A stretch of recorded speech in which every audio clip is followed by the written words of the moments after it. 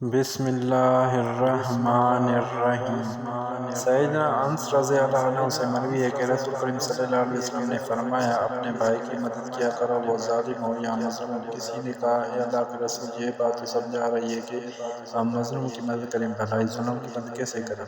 سیدنا ابو ہریرہ رضی اللہ عنہ بیان کرتے ہیں کہ رسول کریم صلی اللہ علیہ وسلم نے فرمایا، جس نے ہدایت کی طرف بلایا تو اس کو اس کی پیروی کرنے والوں کو اجر جتنا اجر ملے گا، جبکہ ان کے اجروں میں کوئی کمی نہیں آئے گی۔ آپ صلی اللہ علیہ وسلم نے فرمایا، تم اس کو ظلم سے منع کرو۔ ایک روایت میں تم اس کو ظلم سے روکو، یا دراصل اس کی مدد ہوگی۔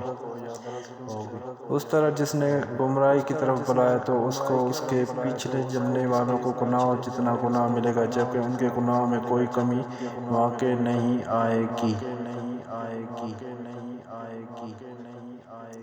سیدنا ابو ذر رضی اللہ عنہ بیان کرتے ہیں کہ نبی کریم صلی اللہ علیہ وسلم نے فرمایا، جس نے اپنے بھائی کی عزت کی دفاع کیا تو اللہ تعالیٰ پر حق ہوگا کہ وہ روز قیامت آگ کو اس کے چہرے سے ہٹا دے گا۔